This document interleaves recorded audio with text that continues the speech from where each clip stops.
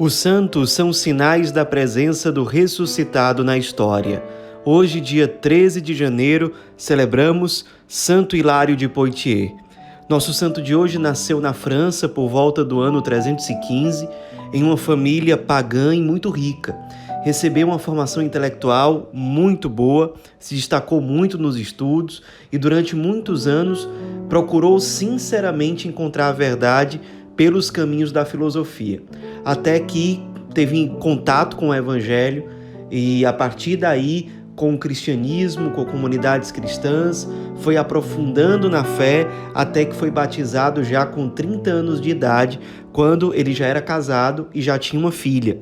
A partir de então, ele passou a ser um cristão muito fervoroso. Sua família se tornou uma família autenticamente cristã, completamente fundamentada na lógica evangélica, e nessa época o cristianismo não era mais perseguido pelo Império Romano, porém havia o grande desafio de enfrentar o arianismo, uma heresia que defendia que o Cristo seria apenas homem, não seria Deus.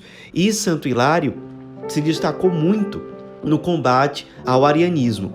Ele era muito inteligente, então, se inspirando nas Sagradas Escrituras, nos textos do padre da igreja, no raciocínio, ele conseguiu, de fato, ser muito profícuo na luta contra o arianismo. Por isso, ele acabou ficando conhecido como o Atanásio do Ocidente, ou seja, assim como Santo Atanásio foi um grande instrumento de Deus para o combate às heresias no Oriente, algo parecido estava acontecendo na vida de Santo Hilário de Poitiers. No ano 353, o então bispo de Poitiers morreu e o povo e o clero escolheram Hilário para ser o sucessor do bispo falecido. Ele era muito querido pelas comunidades, pelos cristãos, era uma figura ilustre, era uma figura admirada, reconhecidamente um homem virtuoso, confiável. E em vários lugares nessa época, por exemplo, em Roma, no Egito, em alguns lugares do Oriente, era uma disciplina dessas igrejas locais que um homem casado poderia se tornar bispo. Porém, para que isso acontecesse, ele precisava deixar de lado a sua família para se dedicar totalmente ao pastoreio do povo de Deus. Era assim a norma de algumas dioceses nessa época, inclusive na diocese de Poitiers. Então, ele, com o consentimento da esposa, da filha, assumiu essa missão com muita firmeza, percebeu nisso tudo a vontade de Deus, mas nunca deixou a esposa e as filhas desassistidas, pelo contrário. No máximo que ele podia, ele se fazia próximo, chegou inclusive a assistir como bispo o matrimônio da própria filha.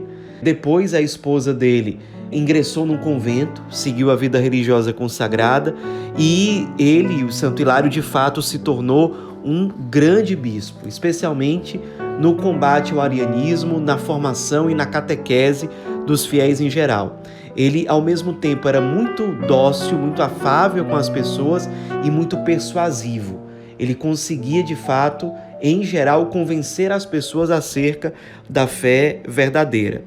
Como os arianos, nessa época, tinham uma influência bastante considerável junto aos imperadores, ele acabou sendo muito perseguido, inclusive pelos imperadores, e por conta disso ele acabou sendo desterrado para o Oriente. A providência de Deus permitiu que Santo Hilário colhesse frutos positivos dessa experiência. Ali no Oriente, ele teve contato com comunidades cristãs muito antigas, com vários sábios que eram exemplos, de fato, de vivência do Evangelho, e tudo isso mexeu muito com ele. Ele ficou muito encantado com a liturgia oriental, com a espiritualidade cristã oriental. Então, inspirado por tudo isso, ele acabou sendo compositor de hinos sacros, que ele levou depois de volta para o Ocidente para ajudar no processo de evangelização das pessoas. E esse tempo do desterro também foi aproveitado para que ele escrevesse vários livros contra os imperadores, contra o arianismo e explicando uma série de elementos da fé católica, por exemplo, a doutrina da Santíssima Trindade. De modo que, já séculos depois da sua morte, ele foi proclamado pelo Papa Pio IX oficialmente como doutor da Igreja.